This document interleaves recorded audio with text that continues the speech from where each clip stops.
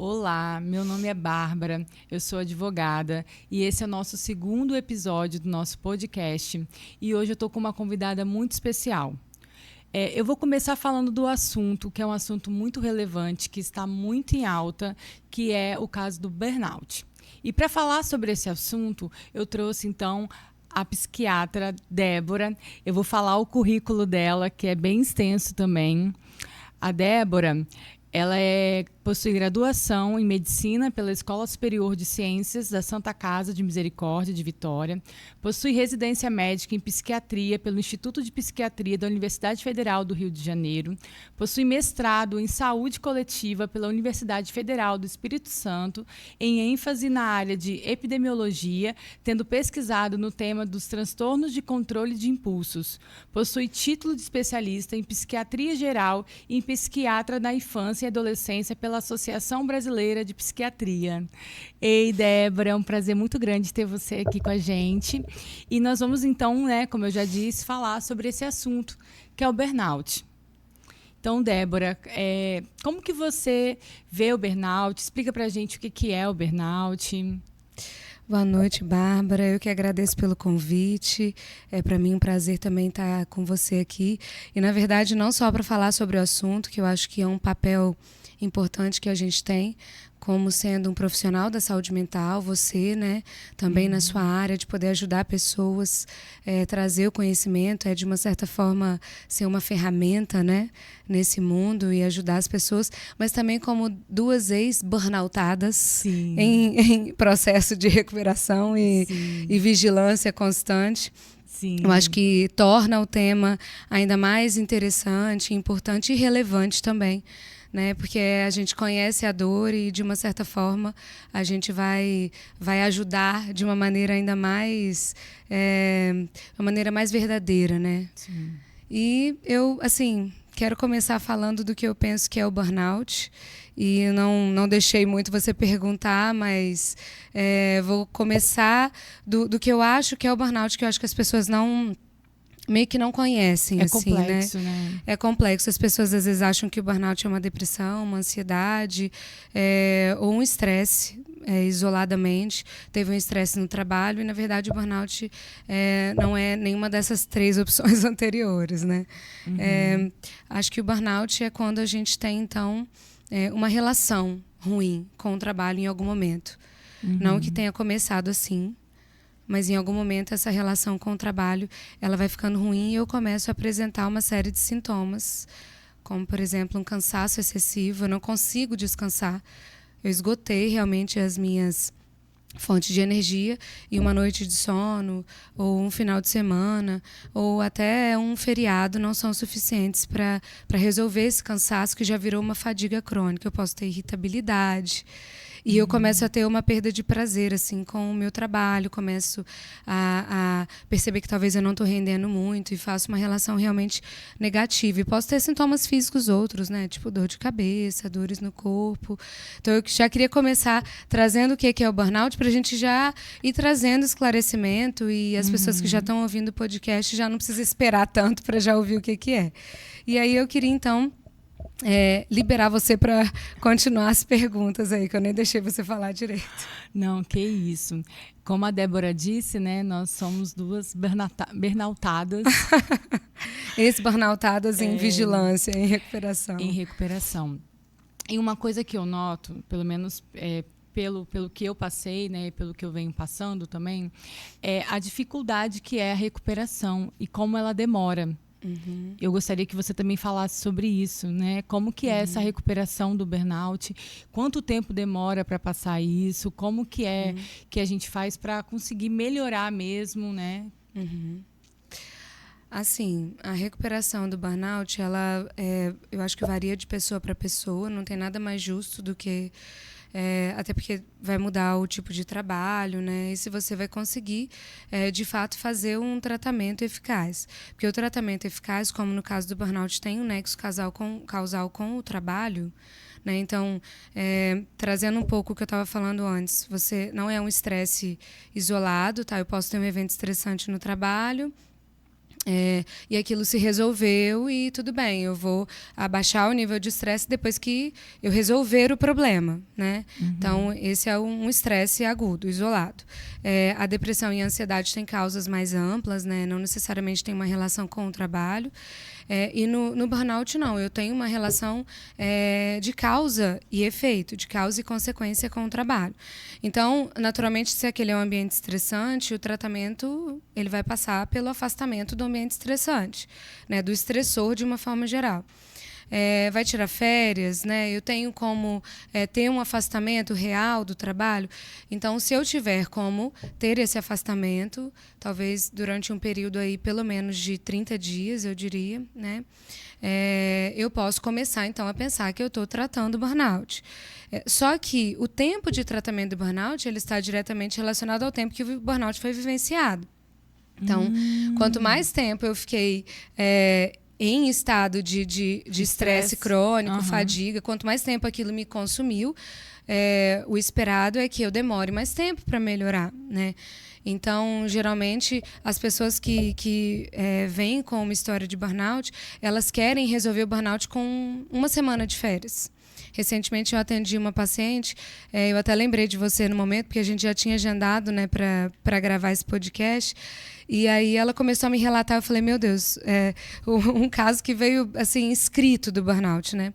Então, uma pessoa que sempre foi muito dedicada, né, tem geralmente esse perfil, o perfil de dificuldade de dizer não, numa empresa familiar que tem uma estrutura de organização assim um pouco deficitária, então acaba exigindo muito das pessoas que realmente são mais eficientes, que se mostram mais proativas.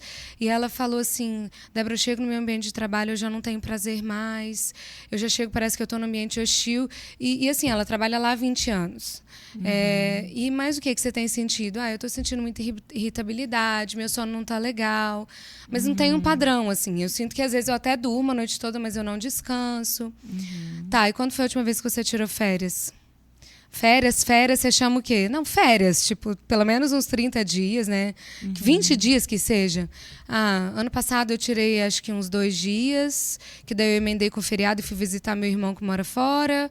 Ano retrasado eu tirei acho que mais uns 2 dias, que aí foi perto do Natal, e aí eu resolvi umas coisas pro Natal. Tá, mas quando foi a última vez? Você sabe que eu não lembro. Eu sempre fico nessa de eu tiro ali uns dias e pronto, fica como sendo as minhas férias, porque eu não posso sair do meu setor e meu trabalho é muito importante. Tá, então você não tira férias. Você não lembra desde quando? Então, assim, eu penso que vai ser caso a caso, mas quanto mais tempo você vivenciou o burnout, vai te dar um pouco mais de trabalho para sair disso. Né? Porque, na verdade, você meio que se acostumou com esse modo de funcionamento. Então, o primeiro processo do tratamento do burnout, enquanto essa pessoa for afastada, vai ser lidar com a culpa de não estar trabalhando, vai ser lidar com a aceitação do burnout, vai ser lidar com ela mesma, fora do contexto de trabalho, fora da rotina dos 7 às 7 cipolates, sabe? Então, o que eu faço agora que eu não estou trabalhando? Como que as pessoas vão lidar com a minha ausência? Quando eu voltar, será que eu vou continuar sendo necessária? Ai, meu Deus, será que eu vou perder meu emprego? Então, a primeira parte toda, eu estou lidando com um processo de aceitação, de culpa. Eu estou elaborando isso. Então, eu nem considero ainda que está tratando um burnout, né? Então, junto com isso, né, a gente precisa, então, de introduzir, se a pessoa não fizer até o momento, uma atividade física, o processo da psicoterapia, né, com um psicólogo, um terapeuta, para poder ajudar nesse processo de ressignificação, de culpa, de encontrar esse lugar. Porque o problema, o perfil da pessoa que se envolve no burnout, geralmente, é um perfil mais obsessivo, assim. E qual que é o problema do perfil obsessivo? Eu sou aceito pelo que eu faço, não por quem eu sou. Sim. Então, eu sou amado pelo que eu faço, eu sou elogiado pelo que eu faço e eu tenho valor porque eu faço o que eu faço. Sim. E não pela minha pessoa, de quem eu sou nesse mundo, assim, né?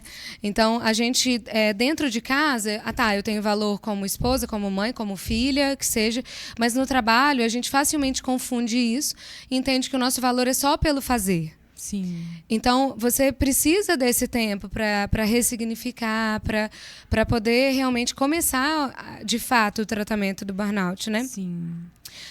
E eu acho que um ponto muito importante é trazer a questão do propósito, a espiritualidade também nesse processo terapêutico.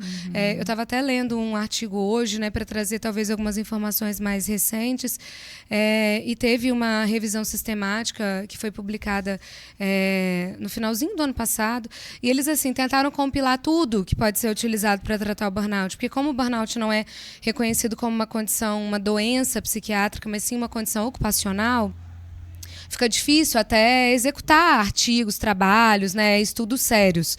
Então, esse estudo é um estudo sério. E aí eles colocaram todos os estudos que existem meio que na mesa, fizeram uma revisão sistemática, ou seja, uma revisão com critérios bem rigorosos, e daí eles colocaram tudo em análise estatística, e daí o que eles viram que realmente faz diferença no burnout é a atividade física, o processo terapêutico, a espiritualidade, ela entrou como um fator extremamente relevante.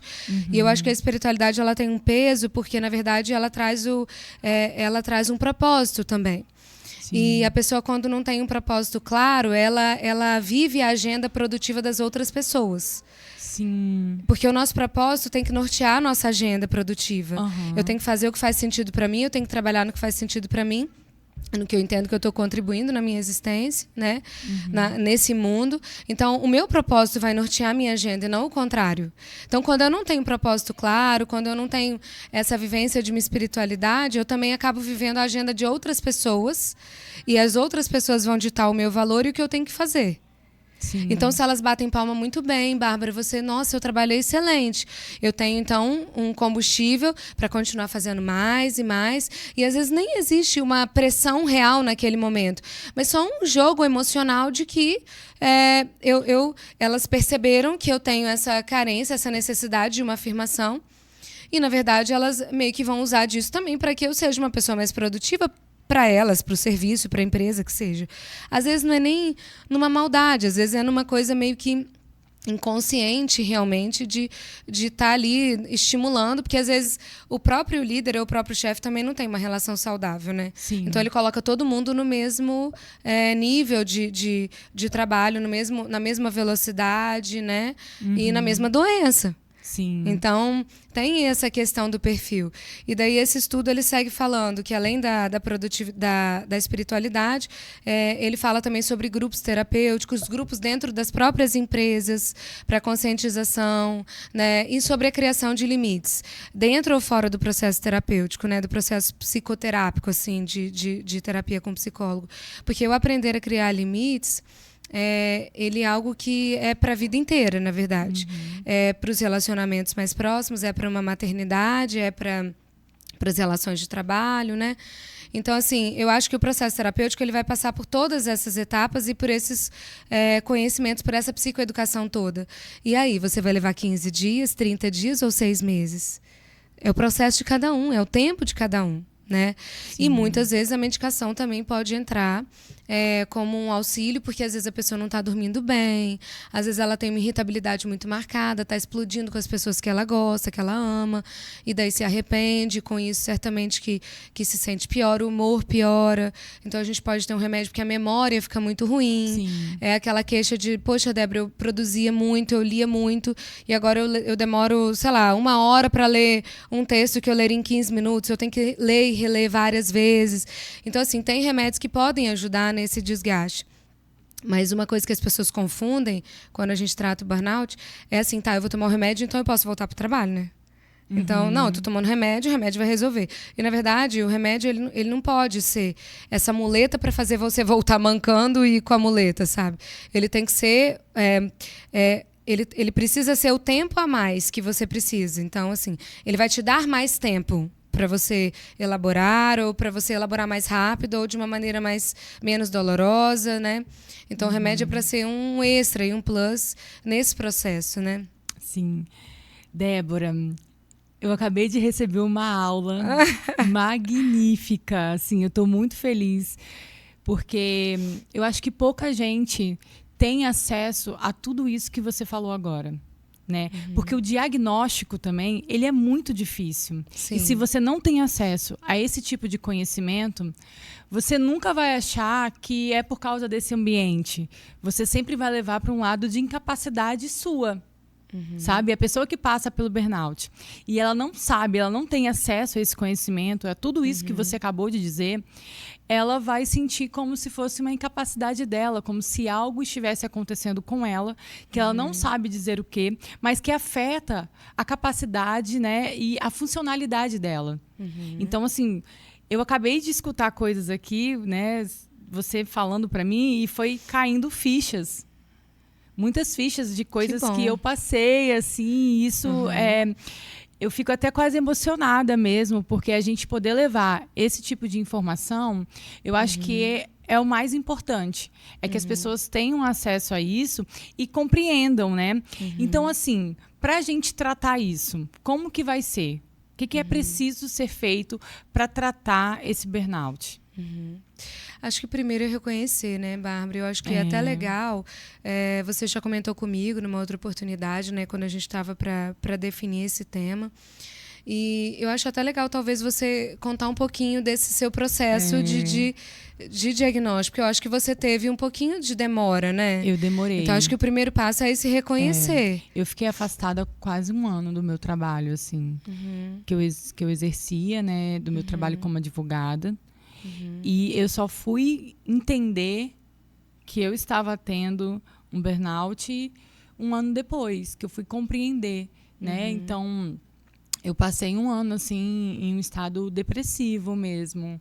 Porque eu levava como se fosse algo comigo.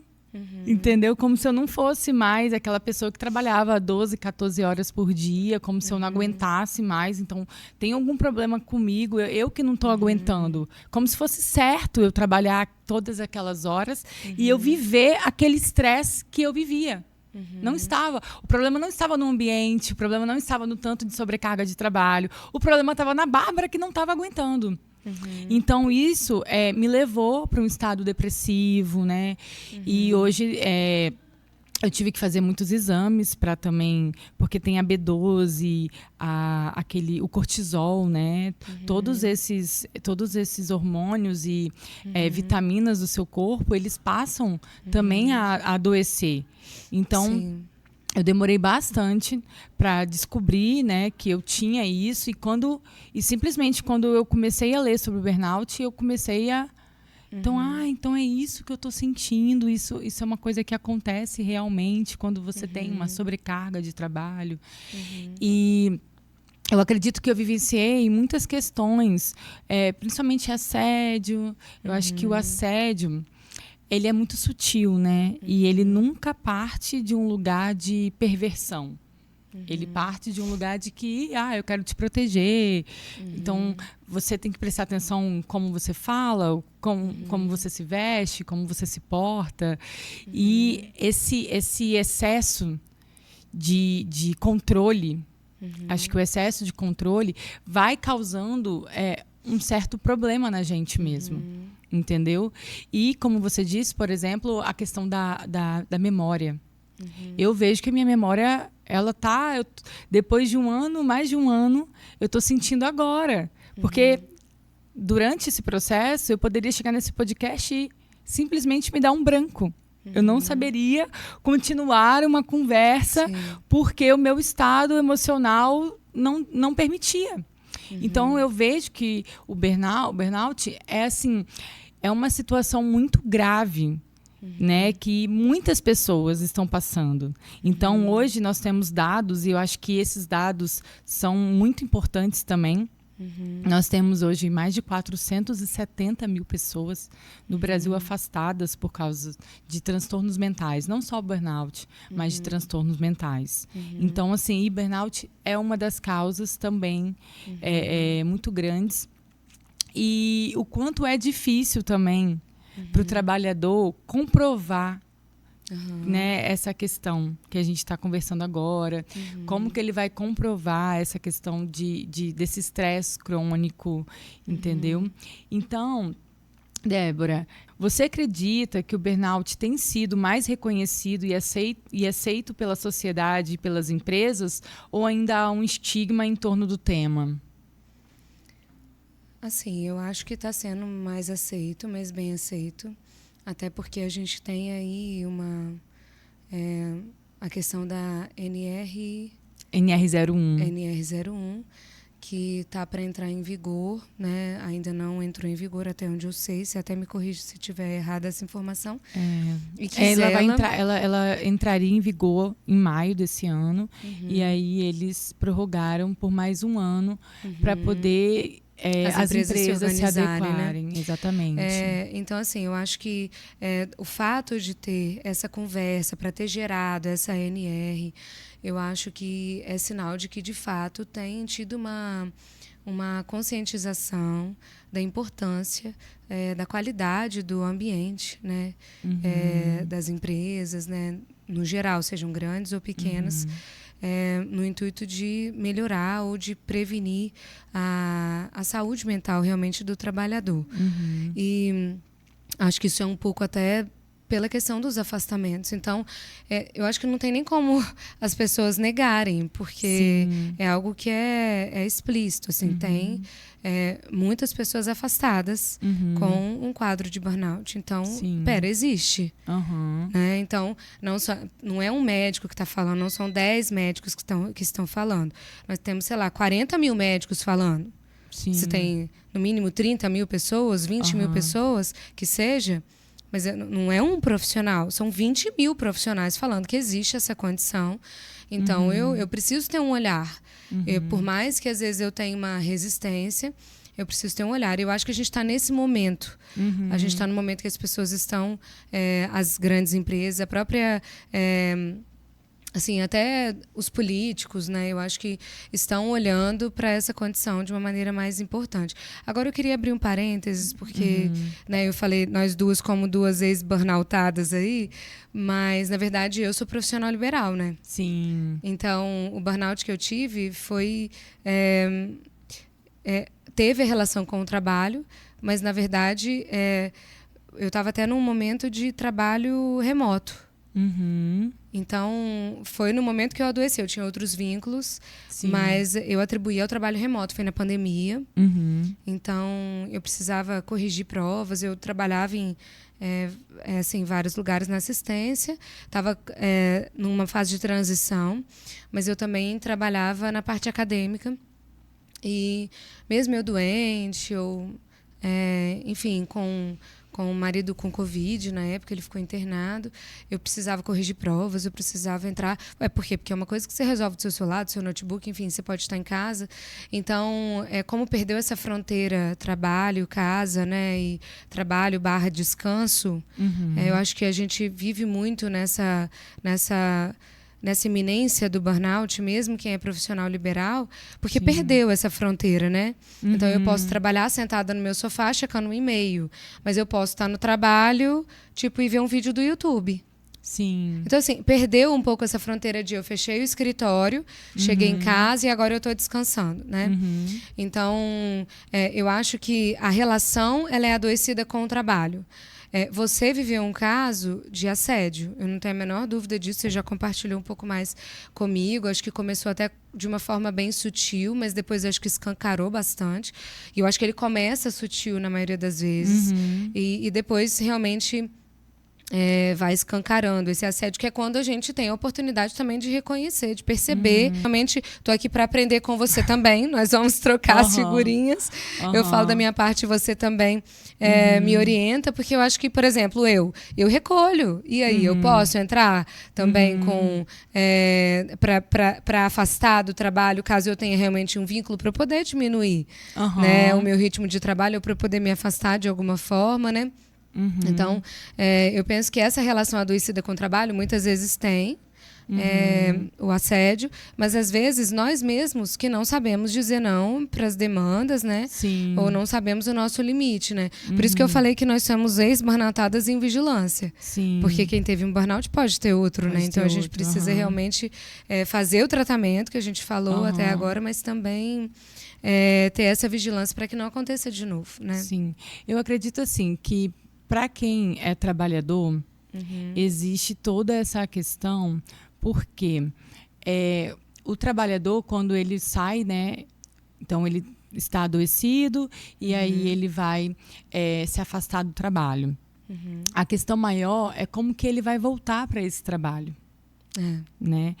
Nós ainda, que agora somos, né, profissionais liberais, como você disse, essa questão para o retorno do trabalho, ela pode ser de uma forma mais leve e tudo mais. Agora, para o trabalhador, que é a questão. Como que uma pessoa que foi assediada, ela vai voltar para esse trabalho? Né? Ela não quer voltar para esse trabalho. Então, eu acho que uma das maiores questões do burnout é principalmente para aquele trabalhador que depende daquilo dali. Ele adoece e ele não quer passar nem na porta daquele trabalho. Ele quer distância total. Então, assim, e ele tem alguns direitos, né, muito importantes que o profissional liberal não vai ter. Ele vai ter um afastamento ali e ele vai ter que lidar com aquela situação crônica dele. Mas o trabalhador não, ele vai ter direitos, né? Então, ele vai ter... ele pode entrar com uma rescisão indireta, por exemplo, para a empresa, né, contra a empresa. Ele vai receber todos aqueles direitos como se ele tivesse sido demitido. Ele pode receber um dano existencial. Então, por exemplo, a pessoa, ela tinha um sonho de fazer uma viagem, ela tinha um sonho de engravidar. E, de repente, aquele trabalho e aquele estresse crônico causou nela uma repulsa. Ela não consegue viver a vida dela normalmente. Ela não consegue realizar os sonhos dela porque ela está com esse dano existencial. Então, tem toda a questão também dos danos materiais. Quanto que essa pessoa gastou de terapia, remédio, condução para chegar até o lugar que ela trabalhava, até o lugar que ela fez essa terapia. Então, existem vários direitos e vários danos que, para um trabalhador, é diferente de um profissional liberal. Eu acredito, na minha visão como advogada, eu acho assim, por mais que, né, também temos direitos como profissional liberal, eu acho que vai ser mais no caso do trabalhador, porque ele não tem como gerenciar. É verdade. Sabe? Como um profissional liberal e tudo mais, você vai ter que aprender a gerenciar o seu próprio estresse, o seu próprio... Né? Eu acredito que através de uma terapia, imposição de limite. Mas quando a gente fala de um trabalhador, a gente fala de uma pessoa hipossuficiente em relação a uma empresa. Né? Então, nesse caso, vão ter mais direitos. Acho justo, né? Com certeza. Exatamente. Que tenham mais direitos. Porque essa questão do retorno ao trabalho é uma incerteza que vai existir. Sim. A gente vive num país com milhares de desempregados, né? E aí? Hoje, eu consigo voltar? Exatamente. Então, por isso que é muito importante, né? A questão das provas também. Para você ingressar hoje, então, quando você sair, por exemplo, a pessoa se afastou por um burnout, primeiro ela vai ter que ir no INSS, isso também é uma dificuldade, que é conseguir o CID correto para ela conseguir esse afastamento. E esse afastamento, ele ser como um acidente do trabalho, como uma doença ocupacional e não como uma mera doença que não tem a ver com o trabalho. Então, ele precisa, desde o início... Por isso que é tão importante essa conscientização do burnout, porque se a pessoa nem entende o que é burnout, ela não vai conseguir entender que isso foi um acidente do trabalho, que isso é uma doença ocupacional. Entendeu? Então... Depois que ela conseguiu esse benefício, conseguiu o benefício pelo CID correto, ela precisa procurar o empregador para que ele possa emitir um CAT, né? Que é um comunicado de acidente do trabalho. E aí, então, ela vai conseguir começar a formar as provas para demonstrar que essa incapacidade que ela está tendo, que é uma incapacidade temporária, né? Ela tem a ver com essa situação que aconteceu no trabalho, esse nexo de causalidade. E aí que entra a questão do advogado para poder dar essa orientação. Porque tem as questões das provas. Então, essa pessoa ela se afasta, ela entra com uma rescisão indireta porque ela não consegue voltar para aquele trabalho. Ela adoece só de pensar, né? E aí, ela vai requerer, então, a rescisão indireta, pode requerer até uma pensão vitalícia, porque, como a gente falou, não se sabe quanto tempo ela vai demorar para retornar. Isso pode trazer problemas na funcionalidade desse trabalhador, né? Porque o trabalhador é essa engrenagem que faz as coisas acontecerem. Nós estamos adoecendo. Então, assim, a questão das provas mesmo que eu disse, uma coisa que eu falo muito para os meus clientes é a questão dos áudios, gravação de áudios. Então, se você está sendo assediado, você pode gravar as conversas. E você não precisa nem falar para o seu chefe que você está gravando. Se você faz parte da conversa, se isso é diretamente com você, você pode gravar. Você só não pode gravar, por exemplo, uma conversa do seu chefe com uma outra pessoa. Mas se for diretamente com... Isso é muito importante. Se for diretamente com você, você pode gravar essa conversa para demonstrar os assédios que você está sofrendo no trabalho, né? E o que é assédio? Assédio, por exemplo, é eu querer controlar o seu comportamento.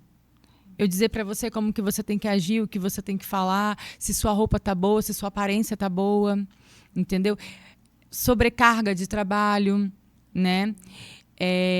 Horas excessivas. Então, por exemplo, eu não consigo descansar. Eu vou para casa e meu telefone, como você disse, continua. Eu não consigo desligar.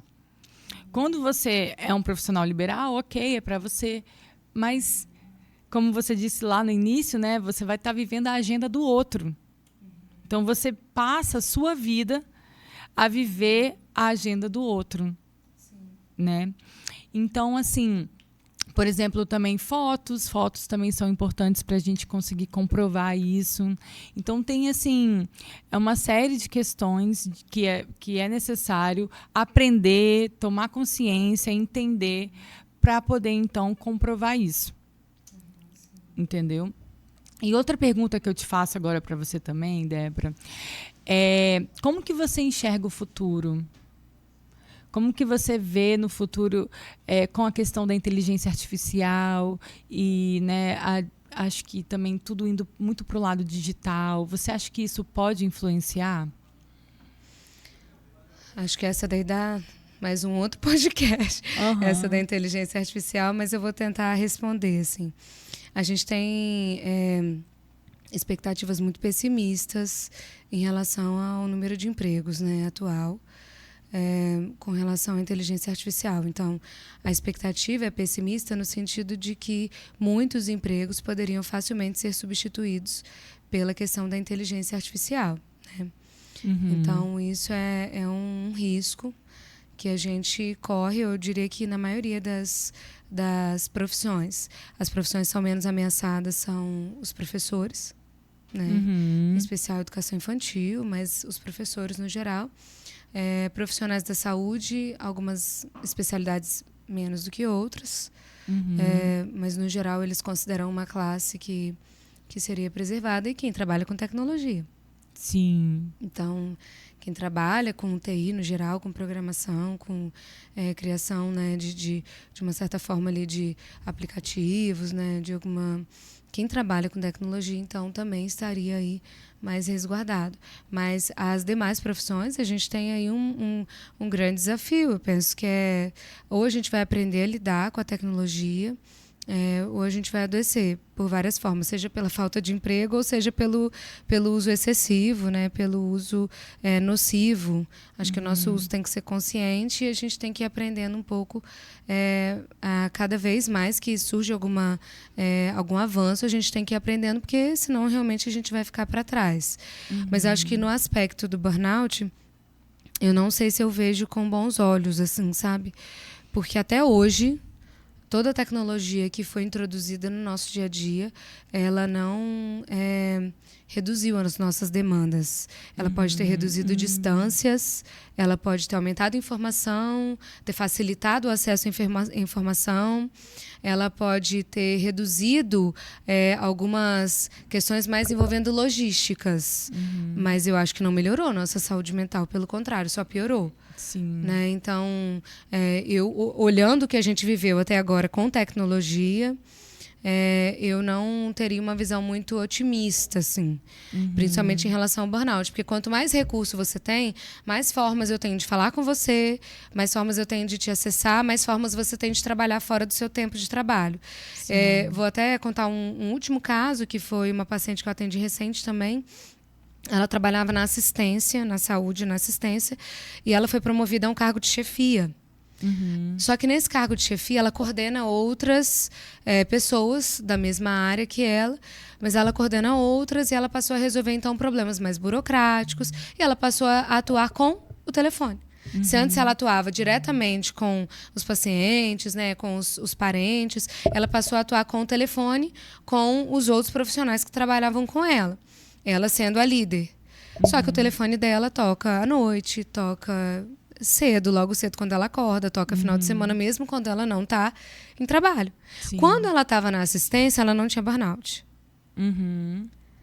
Depois que ela assumiu esse novo cargo, vamos dizer, essa nova função, o tratamento dela que vinha melhorando muito, a gente estava caminhando para melhoras expressivas realmente, porque a condição que fez ela me buscar anteriormente foi uma condição familiar, uma outra questão, problemas familiares, né, questões de perdas, e enfim, depois a gente não conseguia, comecei a ver que ela ia piorando. Eu falei com ela, fulana, eu acho que agora o que está pegando é a questão do trabalho. Você já parou para pensar que desde que você assumiu essa função, e aí agora você tem uma pessoa quase que no seu cangote o tempo inteiro te mandando mensagem, você está adoecendo, você não consegue descansar, você está sempre cansada, você parou a atividade física porque você está sempre cansada. Sim. O seu sono, a gente já fez vários medicamentos e não está melhorando. Eu não acho que seja um problema do que a gente já vinha tratando. Eu acho que agora a questão é a sua relação com o trabalho. Ou a gente vai ter uma mudança aqui, ou eu vou ter que ficar te enchendo de remédio. Sim. E aí? Qual vai ser pílula azul ou vermelha, né? Para os 30 mais, 35 mais que vão lembrar de Matrix, né? Sim. Então, assim, é uma escolha de Sofia, é uma escolha difícil, mas é a verdade. Ou você vai trilhar por um caminho de ir tomando medicação para lidar com esse burnout que às vezes a pessoa nem identifica como sendo burnout e só assume, porque eu sou ansiosa, sou estressada e pronto. E é a vida, e enfim. Ou a gente realmente vai mudar essa relação com o trabalho, ou você conversa com o seu chefe, ou você vai voltar para o cargo que você tinha antes. Bota na ponta do lápis. Será que compensa o que você está ganhando a mais? Será que compensa todo esse estresse que você agora vem vivendo?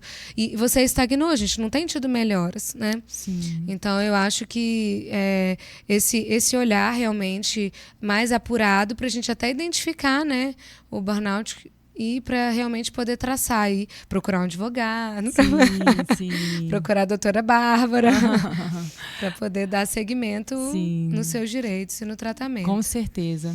Débora, a gente já está caminhando agora para o fim. Eu quero te agradecer muito. Eu acho que foi que agradeço. Foi muito, muito esclarecedor, assim, te ouvir falar, trazer essas questões da espiritualidade também, que eu acredito que é muito importante a gente estar trazendo essa conversa para que as pessoas compreendam a importância, né, de tudo isso que a gente falou. E aí eu vou te dar a palavra para a gente terminar esse podcast. Deixa eu pensar. Uma frase que me impactou muito essa semana, até vendo um pouco mais sobre podcast, é uma frase do autor do livro Essencialismo, o nome dele é Greg, e ele fala, se você disser muitos sims, as pessoas talvez gostem mais de você, mas isso não quer dizer que elas vão te respeitar. Então, foi uma frase que me impactou e eu acho que a gente pode trazer para o nosso dia a dia, para que a gente comece a elaborar aí o que seria os limites, o que seriam os limites e o que seria fazer um bom trabalho e o que é não saber dizer não e querer agradar a qualquer custo. Sim. Até porque quando eu digo sim para outra pessoa, eu digo não para mim. Eu também vou terminar falando uma frase que eu lembrei, é que os limites, eles protegem as relações. Sim. Porque muitas vezes a gente vai ter que pôr fim às relações porque os limites não são respeitados. É verdade. Então, nós vamos terminar então esse podcast. Agradeço você de casa que também está assistindo. Uma boa noite e até a próxima.